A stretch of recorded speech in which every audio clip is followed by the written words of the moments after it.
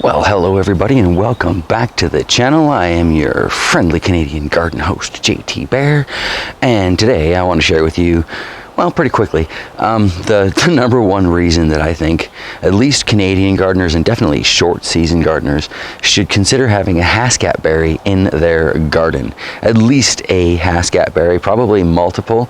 As I understand it, these are a type of plant that needs, well, more than one of the same species to produce fruit. Anyway, so yeah, let's get on it. Today is the 10th of June, and the vast majority of my garden looks like this.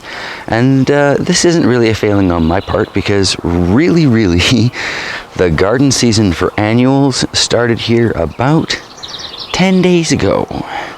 Yeah, that's right. The average last frost is basically the end of May, beginning of June. So for annual gardeners, this is when it starts. That said, perennial parts of the garden have been kicking it for quite a while already. And as you can see on this red currant, another happy perennial, we are already well on our way to a pretty nice crop. So while this is definitely a plant that I would recommend for most people in a northern climate or a short season garden, the red currant here, it is not the number one plant I recommend. And let's get straight to it, and I'll show you why. This unassuming little bush over here by my co-op bucket is our Haskap berry. It is not by any means the largest perennial we have around here, nor is it the most productive. However, it is the 10th of June. My annual season has just begun, and that is an almost ripe Haskap berry. If we look over here, we see another one taking some good color, almost ripe. Look up here, there's another one. They are, in fact, all over this little bush that is about as set it and forget it as you can get in the garden. This bush lived for a couple of years in a 3-gallon pail before finally getting put into the ground. And I don't water these things, I just let nature take care of it. Oh, more berries, more berries, more berries. More berries, more berries. And really, it's about as easy a thing to garden and harvest from as you can get. The hardest part, really, about harvesting either from the Haskap berry or its relative, the honeyberry over there, is you kind of do have to get down on your knees or, down on your belly, maybe get your kids, your grandkids, whatever to help you with it, because the fruit like to hide underneath the leaves, and there's so much new growth in any given season, you have to really look back to find them. But look at that cluster there. That's going to be purpling up in no time. And these are absolutely delicious. The taste is somewhere between, I would say, a blueberry and a raspberry. Oh, there we go. Look at those, hey? It's going to be purple in no time at all. And they're not terribly expensive. I think maybe this was, I want to say 1995.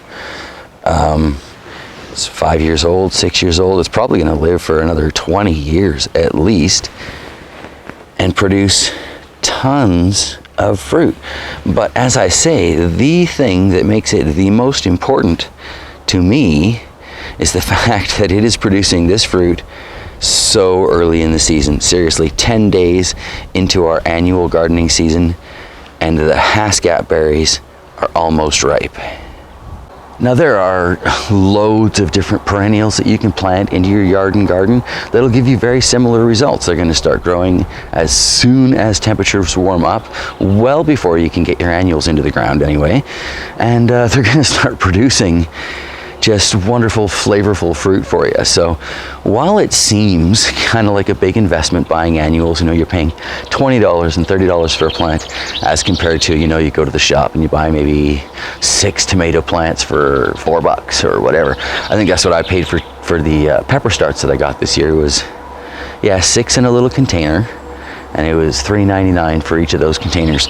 So, you know, buying perennials seems expensive compared to that. But when you stop and consider that they grow later into the year, they start growing earlier in the year, they start producing flowers for your bees earlier in the year, and yeah, 10 days into annual season, I've almost got edible fruit. That's awesome. Within another week, for sure, I'll be nibbling off that when I come outside to do my weeding and stuff.